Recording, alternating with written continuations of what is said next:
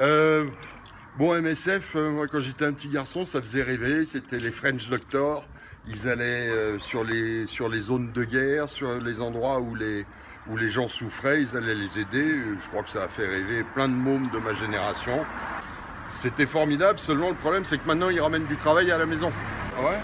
On est devant le local de MSF à Bordeaux pour protester contre les dérives de cette association qui est censée venir en aide aux populations dans des cas de crise en apportant des moyens médicaux, en apportant des médecins, des infirmières, des infirmiers, etc., des moyens logistiques pour venir en aide aux malades ou aux blessés. Et cette association est en pleine dérive, puisque là, elle finance un bateau qui vient ramasser des migrants clandestins pour les amener en Europe, au large de la Libye. Ce bateau ramasse de faux réfugiés, fait du faux sauvetage au large des côtes de Libye. Toute cette action est totalement illégale, mais en plus, elle a provoqué, si j'en crois les journalistes, depuis le début de l'année, 1260 morts. C'est-à-dire qu'il y a eu 1260 personnes qui se sont noyées en cherchant à rejoindre le bateau affrété par Médecins sans frontières. Cette association, qui était une association humanitaire, est en pleine dérive puisqu'elle provoque la mort de milliers de personnes et elle finalement aide des trafics clandestins de personnes. Voilà. Il y a plus de 1000 personnes qui, entre janvier et juin 2018, sont mortes en Méditerranée parce que ces bateaux aident les passeurs. Pour donner un exemple, au large des côtes d'Australie, il n'y a pas eu un noyé parce qu'ils ont complètement bloqué. Ils ont dit aucun migrant ne rentrera et aucun migrant rentre. Donc évidemment, les gens ne font pas le risque d'un voyage cher, long et dangereux pour se faire refouler. Donc MSF fait une mauvaise action. Les gens qui sont des donateurs de MSF ne sont peut-être pas au courant de ce qui se passe. Il faut savoir que le bateau l'Aquarius est de façon très importante financé par MSF. C'est une honte et c'est aussi une escroquerie vis-à-vis des donateurs de MSF. Qu'est-ce qu'on peut tirer comme enseignement de cette affaire?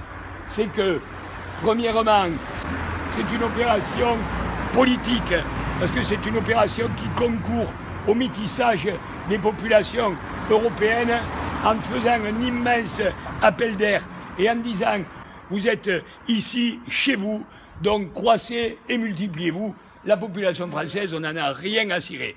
Deuxième chose, c'est une opération économique, une opération qui est managée par le libéralisme, parce que le peu de gens qui vont travailler, qui vont venir pour travailler ici, à peu près 10% des migrants, sont compensés par les 90 autres pourcents qui sont des consommateurs. Et c'est les consommateurs pousseurs de caddie qu'il faut aider, qu'il faut subventionner. Et qui c'est qui va les payer d'après vous? C'est la classe moyenne, c'est les classes populaires françaises qui sont de plus en plus tordues, qui sont de plus en plus épongées par le système. La troisième chose, c'est que c'est une opération qui est extrêmement juteuse pour toutes ces organisations.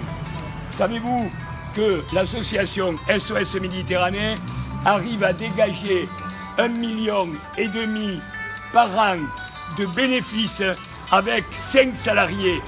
Les autres ne sont que des bénévoles. Il y a 150 bénévoles qui travaillent.